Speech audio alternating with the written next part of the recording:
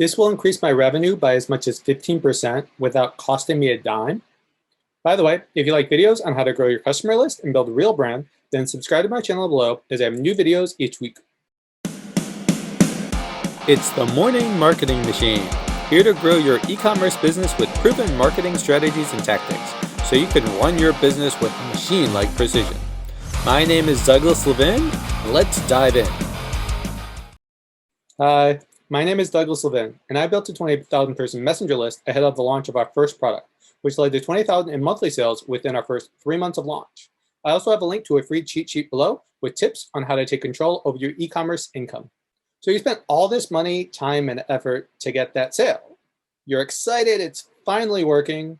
Someone resonated enough with your brand to take out their wallet and spend money on you. It feels awesome, right? Well, what if I told you you're actually losing out on potentially 15% more revenue than you're making right now? Well, most businesses are actually losing out on that free revenue. If you've already done the work to get the customer, it's really important to understand that they are more likely to buy right now. So why not take advantage of that and help them at the same time with an upsell? First time I heard about an upsell was from ClickFunnels and Russell Brunson. They had this ad where they were talking about McDonald's. So if you've ever bought anything from McDonald's, and most of you probably have, they'll always ask if you want fries with that, right? There was even a movie, Super Size Me, where they had to take fries all the time, and they did it all the time. So that's called an order bump. It's a form of an upsell. So something so small that brings in more revenue and profit to your brand, and the customer's already getting whatever it is, say a burger or McChicken, whatever it is. So why not just add the fries or add a drink since you're offering, right? So that's the idea behind an order bump. An upsell is very similar to that. It's just something that's a little bit larger usually in price, and it's something that aids in their journey as like the next step. So it gives your customer something that they may need as soon as they've already bought whatever your first thing was. And if it's done correctly, it can add up to 15% in revenue after they've already taken out their card and bought your main product. And the best upsell that there is for e-commerce is Honeycomb. So today I'm going to walk you through the best Shopify upsell app, Honeycomb. All right, so we're in the Shopify App Store, and you're going to take a look for Honeycomb. And you can see right here, Honeycomb Upsell and Cross-Sell. And I've already downloaded, but you can kind of see they got a free trial version as of this recording. And you can see the prices here. And there is a free version of it. If you're getting started, I'd recommend obviously just get started with that just so you can understand how it works.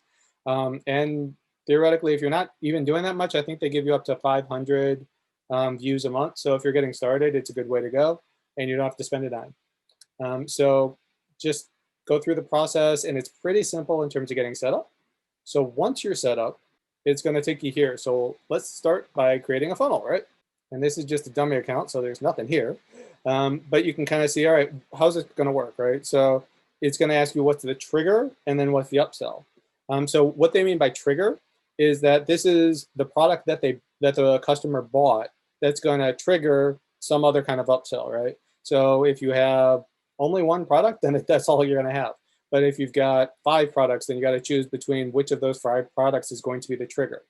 So I'm going to look here, and now this brings me into the actual funnel, right? You're creating a new funnel, and first you have to name it.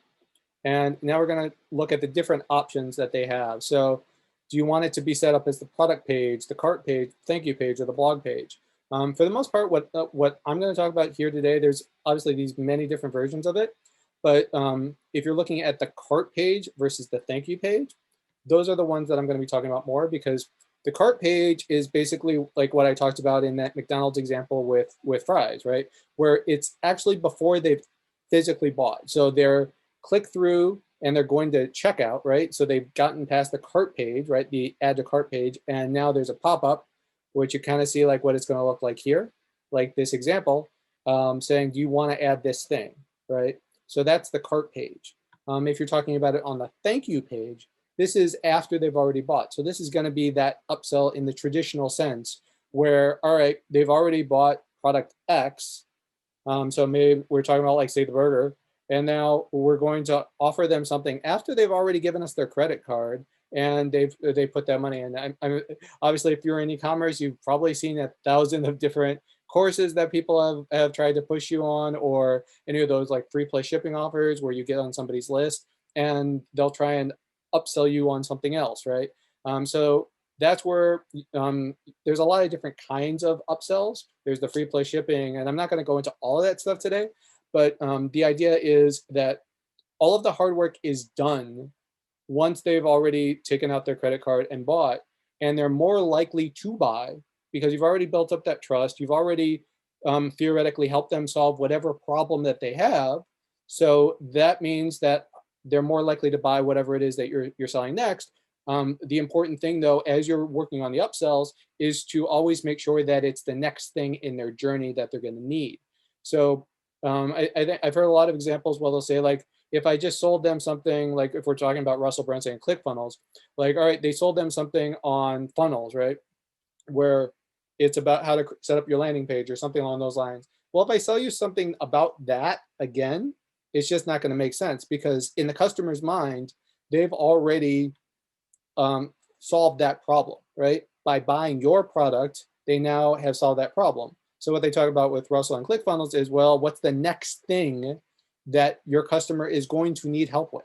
And that's where you come up with whatever the upsell is going to be. So in their example, they say, well, I've already got this great page set up and they're going to need to bring traffic. So that's going to be the next thing that I upsell them. So for you guys, it's going to be something similar. In other videos before, I've talked about how whenever you're trying to come up with different products for your brand, just one product is not going to do it.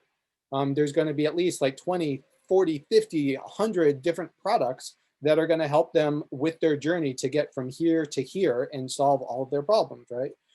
So I assume that there's got to be some other products in that line that you thought of, which are going to help them with other problems that they're going to have as soon as they buy this product or this product or this product, right? So that's where you got to start to think about what that's going to be. Oh, and if you're liking any of this, make sure to leave a like below.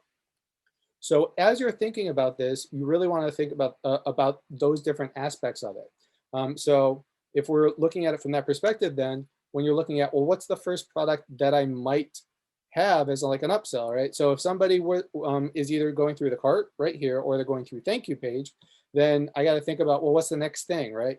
So a lot of times in e-commerce, we actually have it a lot easier than other niches and other verticals have. A lot of time what you'll hear people say is give them more of the same thing, like especially supplements and those kinds of products, food products, any of those kinds of things. If they've already bought X, they're more likely to keep buying more of that. So if you're selling whatever, and they're like, hey, I'm going to buy one of this, then most of the time, the first thing you want to do, like your control, whenever you're testing different options for an upsell, is sell more of the same thing. And then you'll have what's called a downsell as the next thing, which means if they say no to your first upsell, then you're going to give them something, usually the same product, but at somewhat of a discount. So if they're buying product X, like some kind of supplement, and then they're going to say no, then you're going to say, well, how about this same supplement at 15% off or 20% off, right? You're downselling them into something else. And then from there, a lot of times you'll see the form is one more upsell. So, okay, well, they didn't take this upsell or this downsell, but let's try and give them something else that may aid in their journey. And then if they say yes or no, then you go to the thank you page and that's it, right? So keep that in mind as you're trying to come up with what kind of upsell you're going to set up there. So if we're going here into the actual funnel itself now, as we're setting it up, you can see that there's different options. So there's a cross-sell and there's the upsell. So we talked a little bit about the upsell. Cross-sell just means that it's a different type of product. So you're selling them on something else, right? So it's a complementary product, as you can kind of see right here. And now we're looking at the actual trigger itself. So if you're going, if you understand these, there's basically 3 different options here, right? So it means anytime, if we're looking at show for all, it means that anytime that anybody buys anything from you, that you're going to show them this, right? Most of the time, you're probably not going to want that if you have more than one product. If you're wanting it to be for specific collections, obviously that sounds pretty self-explanatory. And then if you only want it to be for one product, like, all right, I'm going to upsell them on, like in my dummy account, I've only got 2 products, right? And they're fake products, but I want to upsell them on only the first product, right? So whenever they buy product X, they're going to get this funnel, right? So then you can start to see, all right, which one is it going to be? So there's 2 products, right? You kind of see here. So I'm going to say it's product number 1, right? So whenever somebody buys, and you can kind of see it's set up as a cart page. I'm going to just do this as a thank you page here for this example. And you kind of go here and it's product number 1, right? So whenever somebody has already bought, right, now they're on the thank you page.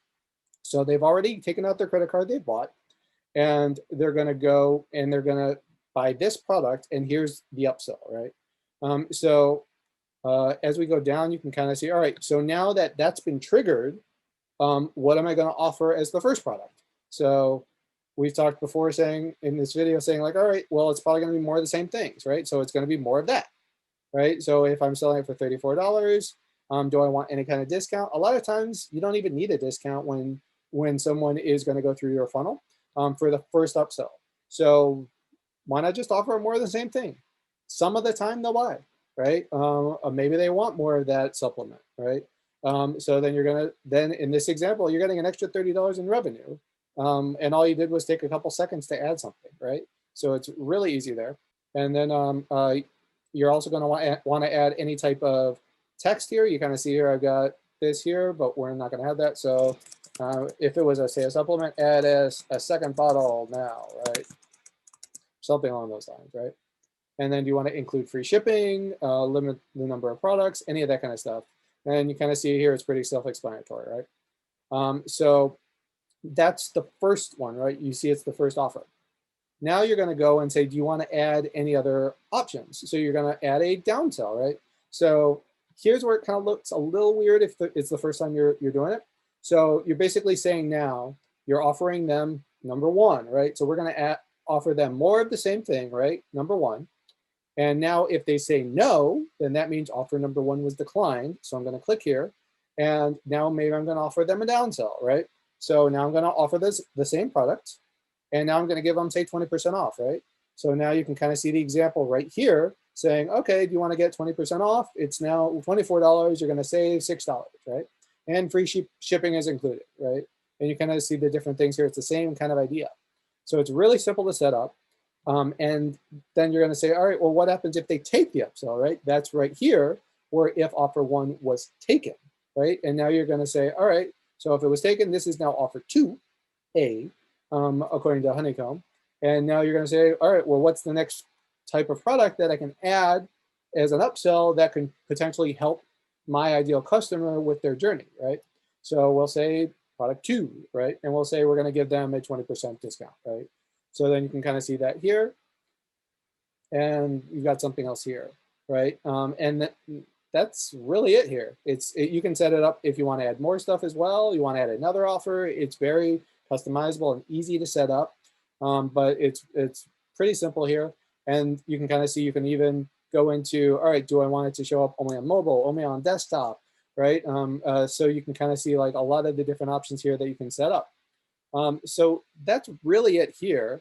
And in terms of this part, in terms of the cart versus the thank you page, obviously, like there's the 2 differences where it's when in the funnel they're going to buy, right? So if it's cart, then they have not bought yet. So they've clicked through and they've added to cart and they're about to go buy it, right? But they haven't physically taken out their credit card and bought yet. Versus thank you page means they've already bought and now it's just adding something else that you want to upsell them. So the other part that I want to make sure you understand in terms of this is the next step here. So we're going to say save and activate here. And now we're going to go through and you can kind of see, all right, so this is upsell funnel 1 and now it's active, right? And it's coming on the thank you page. And you can kind of see some of the metrics. We always talk about, look at the data, don't just assume anything. So you can kind of see how many views, how many sales, right? Your conversion and revenue percentage, right? So other stuff that they've got is the analytics, so you can look at it as well. So if you were going to go in here, then you kind of see all that stuff in this version. And then you can also preview it, edit it, duplicate it, and remove. So when we're actually looking here, we're going to see, now we're going to look at other different options here. So here's the dashboard. And you can kind of see that same thing here overall. And then there's the funnel, which we already looked at. And then the design, if you want it to look a certain way, then you can mess with it there. And now we're going to get into the part called advanced. And this is the part that really relates as to the whether it's the cart or the thank you page. And this is something I honestly screwed up myself the first time I did it. So you want to make sure you understand this part. So we talked about cart versus thank you page and the reasons behind both, right? So when you're doing something with a thank you page where they've already bought, then you have two options here. So you've got, do you want to create a new order or do you want to automatically edit the initial order? So what this means is that, all right, so someone has already bought, right? They're on the cart, they've already now on the thank you page. And do you want them, when they take the upsell, right? They buy your more of that same product or the downsell or whatever it is, do you want it to add to the initial order so that it's only one order, right? So if it was order 100 where they bought your first product and then they buy 2 of the upsells, do you want that to be added into order 100? Or do you want them to create a brand new order so that order 100 just has your one product, right? So that product X that triggered the upsell, and then everything else that's taken in the upsells and the downsells is a brand new order, which would be like order 101, right? So, and then there's some other stuff here, like you want to add your pixel ID and JavaScript and things like that.